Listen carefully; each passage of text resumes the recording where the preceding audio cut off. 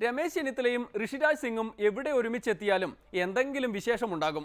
കഴിഞ്ഞ ദിവസം കണ്ണൂരിൽ സ്വിമ്മിംഗ് പൂൾ ഉദ്ഘാടനത്തിനെത്തിയപ്പോഴും സ്ഥിതി വ്യത്യസ്തമായിരുന്നില്ല. ആഭ്യന്തരമന്ത്രിക്ക് സ്വാഗതം പറയാൻ മറന്നു എന്ന കാര്യമാണെങ്കിൽ പോലും വിശാല മനസ്കനായ ചെന്നിത്തല അത് പുറത്തു കളഞ്ഞു. അപ്പോൾ ചടങ്ങിലേക്ക് കടക്കാം. ലേഡീസ് ആൻഡ് ജെന്റിൽമാൻ,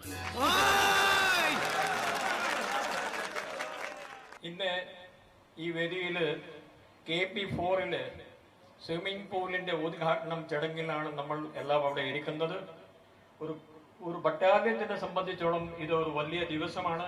കാരണം ഒരു സ്വിമ്മിംഗ് പൂൾ ഇന്ത്യയിലെ ഏതൊരു ബറ്റാലിയത്തിന് ചെറിയൊരു ബറ്റാലിയത്തിന് ഒരു സ്വിമ്മിംഗ് പൂൾ ഉണ്ടാവോ എനിക്ക് സംശയമുണ്ട്. സ്വിമ്മിംഗ് പൂളൊക്കെ ഉണ്ടെങ്കിൽ ആ സംസ്ഥാനത്തിന്റെ ട്രെയിനിങ് മേഖലയിൽ മാത്രമേ ഉണ്ടാവുള്ളൂ. പക്ഷെ ഇവിടെ കഴിഞ്ഞ 4 വർഷമായിട്ട് ഇവിടെ ജോലി ചെയ്ത് വരുന്ന പല കമാൻഡന്റ്മാരുടെ മാർഗനിർദ്ദേശത്തിൽ ഒരു നല്ല ഒരു സ്വിമ്മിംഗ് പൂൾ ഇവിടെ ഉണ്ടാക്കാൻ കഴിഞ്ഞു. സ്വിമ്മിംഗ് പൂളിനെ കുറിച്ച് അത്രയൊക്കെ മതി. ഇനി സ്വാഗത ഭാഷണം തുടങ്ങിക്കൊള്ളുക. ഇപ്പൊ ഞാനാണ് കർത്തവ്യത്തിലേക്ക് കിടക്കുകയാണ്. ഈ നമ്മുടെ ഈ ചടങ്ങിലേക്ക് ഇവിടെ വന്ന നമ്മുടെ വിശിഷ്ട അതിഥികളോട് സ്വാഗതം പറയാനുള്ള കർത്തവ്യമാണ് എനിക്ക് കിട്ടിയത്. ആദ്യമായിട്ട് ശ്രീ ജെയിംസ് മാത്യു MLA തളിപ്പറമ്പ്, അദ്ദേഹത്തിനെ സംബന്ധിച്ച് 2 വാക്ക് ഞാൻ പറയാൻ ഉദ്ദേശിക്കുന്നു. അദ്ദേഹത്തിന്റെ തളിപ്പറമ്പ് ഞാൻ ട്രാൻസ്പോർട്ട് കമ്മീഷണറായ സമയത്തിൽ ഞാൻ ചെറുതായിട്ട് ഒരു ട്രാൻസ്പോർട്ട് കമ്മീഷണറായിട്ട് ഇരിക്കുമ്പോൾ ഒരു നല്ല ജോലി ചെയ്യുമ്പോൾ ആ കാര്യം അദ്ദേഹം നേരിട്ട് മനസ്സിലാക്കുകയും അദ്ദേഹത്തിന്റെ കോൺസ്റ്റിറ്റ്യുവൻസിയിൽ എന്നെ വിളിച്ചിട്ട് ഒരു പബ്ലിക് റിസപ്ഷൻ ആണ് അദ്ദേഹം എന്നെ കൊടുത്തത്. അത് എനിക്ക് ജീവിതത്തിൽ മറക്കാൻ പറ്റില്ല. മാത്രമല്ല അദ്ദേഹം തളിപ്പറമ്പയില് മൊത്തം ഏരിയകളില് നോ പാർക്കിംഗ് ബോർഡ് എല്ലാ സ്ഥലത്തിലും വെച്ചിരിക്കുന്നത്. പിന്നെ പാർക്കിംഗ് എല്ലാ സ്ഥലത്തിലും ആകെ എവിടെയെങ്കിലും ഒരു പാർക്കിങ്ങോ നോ പാർക്കിങ്ങിന്റെ ഒരു വ്യവസ്ഥ നമ്മുടെ കേരളത്തിൽ ഉണ്ടെങ്കിൽ ഒരു പക്ഷെ ചിലപ്പോൾ തളിപ്പറമ്പയിലെ കാണുള്ളൂ എന്നാണ് എന്റെ ഒരു ദൃഢമായ വിശ്വാസം. ഞാൻ അദ്ദേഹത്തിന് ഈ വേദിയിലേക്ക് എന്റെ ഹൃദയജനന്യ സ്വാഗതം ചെയ്യുന്നു. അത് ശരി, തനിക്ക് സ്വാഗതം പറയാതെയാണോ MLAക്ക് സ്വാഗതം ഓതുന്നത് എന്ന് ചെന്നിത്തല അടുത്തിരുന്ന് വിചാരിക്കുകയാണ്. അടുത്ത സ്വാഗതം എന്തായാലും ചെന്നിത്തലയ്ക്കായിരിക്കും. അടുത്തതായി ശ്രീ TV രാജേഷ് ഓങ്ങലപ്പുറ MLA കല്യാശ്ശേരിനോട് ഞാൻ എന്റെ ഹൃദയജനന്യ സ്വാഗതം പറയുന്നു. TV രാജേഷിനും ശേഷമാണ് ആഭ്യന്തരമന്ത്രിക്ക് സ്വാഗതം. ഇനി പഴയ വല്ല ദേഷ്യവും ഉള്ളിലിരിപ്പുണ്ടോ? സല്യൂട്ട് വിവാദമൊന്നും ആരും മറന്നിട്ടില്ല.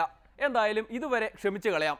ബാക്കി സ്വാഗതമായിക്കോട്ടെ. അടുത്തതായി ഞാൻ നമ്മുടെ സ്വാഗതം പറയുന്നത് നമ്മുടെ മാഡം ശ്രീമതി PK ശ്രീമതി ടീച്ചറിനോടാണ്. മാഡംനോട് സ്വാഗതം പറഞ്ഞില്ല.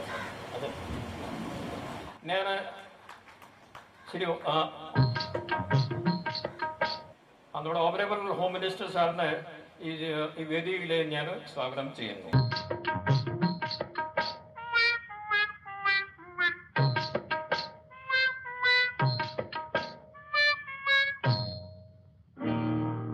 സ്വന്തം ആരോഗ്യം പോലും കണക്കിലെടുക്കാതെ ഇന്നിവിടെ എത്തിച്ചേർന്ന ബഹുമാനപ്പെട്ട ആഭ്യന്തരമന്ത്രിക്ക് എന്റെ ഹൃദയംഗമമായ ബാഷ്പാഞ്ജലികൾ അർപ്പിച്ചുകൊള്ളുന്നു.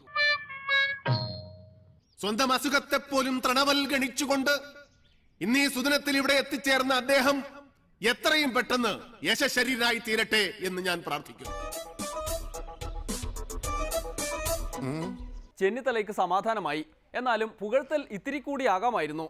CPIMകാരെയൊക്കെ നല്ലോണം പുകഴ്ത്തിയത് കേട്ട് ചെന്നിത്തലയും കൊതിച്ചുപോയി. എന്തായാലും ആ ശ്രീമതി ടീച്ചറെ കുറിച്ച് എന്തോ പറഞ്ഞു വന്നതാണല്ലോ, ബാക്കി കൂടി പറഞ്ഞോളൂ. ശ്രീമതി PK ശ്രീമതി ടീച്ചർ എന്നോടാണ് സ്വാഗതം ഞാൻ പറയുന്നത്. മാഡം ഹെൽത്ത് മിനിസ്റ്റർ ആയ സമയം മുതൽ മാഡംനോട് ഞങ്ങൾക്ക് നല്ല പരിചയമുണ്ട്. പിന്നെ ഇടയ്ക്ക് ഞങ്ങളൊക്കെ ട്രെയിനിലൊക്കെ അങ്ങോട്ടും ഇങ്ങോട്ടും പോകുമ്പോഴും ഞങ്ങൾ ട്രെയിനിലൊക്കെ ഞങ്ങൾ കണ്ടുമുട്ടാറുണ്ട്. ഞാൻ എന്റെ ഹൃദയജനന്യ സ്വാഗതം ഈ വേദിയിലേക്ക് മാഡം പറയും. ഇക്കണക്കിന് ചെന്നിത്തല ഇനി സിംഗത്തിന്റെ പരിപാടികൾക്ക് പോകാതിരിക്കുന്നതാണ് നല്ലത്. ഇനിയൊരു ഇടവേള, അത് കഴിഞ്ഞ് പാമ്പാട്ടം. ആടു പാമ്പേ ആടാടു പാമ്പേ ആടാടു പാമ്പേ